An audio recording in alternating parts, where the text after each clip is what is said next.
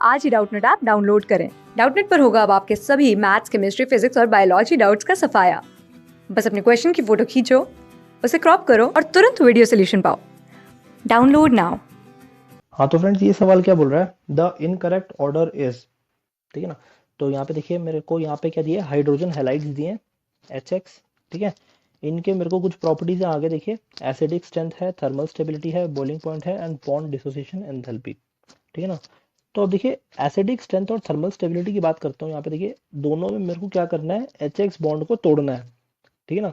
एक केस में मैं हीट करके जितना मेरा जल्दी बॉन्ड टूट रहा है उतनी थर्मल स्टेबिलिटी कम है, ठीक है ना।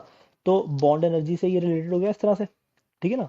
अब दूसरी तरफ एसिडिक स्ट्रेंथ भी सिमिलरली, जितना जल्दी मेरा ये बॉन्ड टूटता है उतनी जल्दी मेरे को H+ आयंस मिलेंगे और उतना ही ज़्यादा मेरा जो है, जो HX है वो एसिडिक होगा, ठीक है ना। तो ये दोनों मेरे इनडायरेक्टली क्या कर रहे हैं, बॉन्ड डिसोसिएशन एंथैल्पी पे डिपेंड कर रहे हैं। तो अगर मैं देखिए बॉन्ड डिसोसिएशन एंथैल्पी की बात करता हूँ अगर, तो यहाँ पे देखिए HF है और यहाँ पे HCl है, ठीक है ना।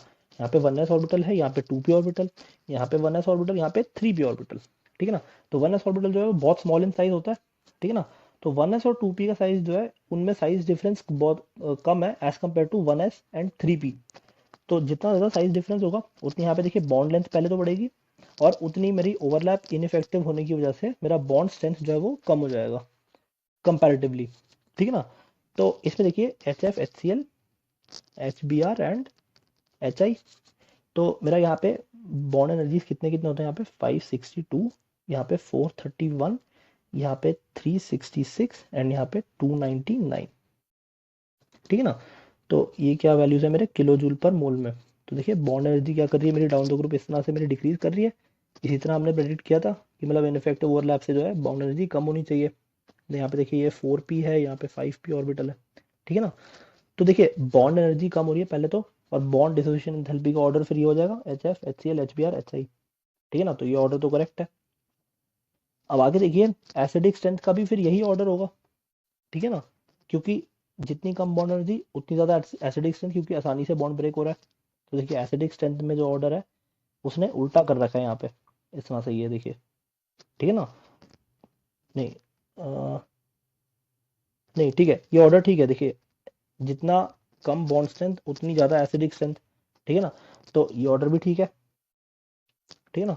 अब देखिए थर्मल स्टेबिलिटी क्या है मेरी, जितनी ज़्यादा मेरी बॉन्ड स्ट्रेंथ होगी उतनी ही ज़्यादा थर्मल स्टेबिलिटी है, ठीक है ना। Bond energy directly proportional to thermal stability. तो इसका मतलब क्या हुआ देखिए, जिस तरह से जिस ऑर्डर में मेरा बॉन्ड एनर्जी डिक्रीज हो रहा है उसी ऑर्डर में थर्मल स्टेबिलिटी भी डिक्रीज होगी। देखिए HF, HCl, HBr, HI, तो ये ऑर्डर भी ठीक है ना।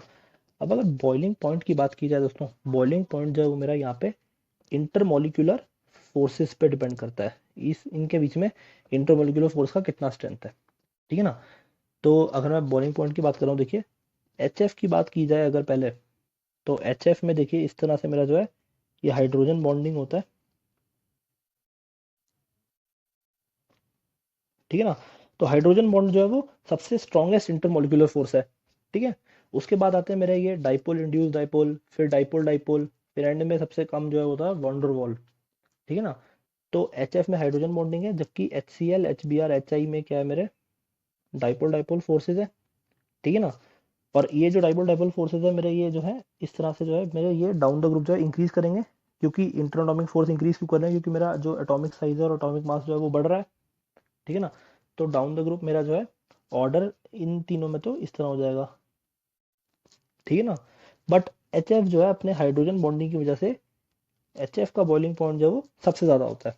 तो बॉइलिंग पॉइंट्स का ऑर्डर इस तरह से यहाँ पे देखिए 19.5 डिग्री सेल्सियस है, और इधर जो है -34 डिग्री सेल्सियस, फिर यहाँ पे -66 डिग्री सेल्सियस एंड यहाँ पे -85.05 डिग्री सेल्सियस, ठीक है ना। तो इस तरह से है मेरा यहाँ पे देखिए बॉइलिंग पॉइंट का ऑर्डर।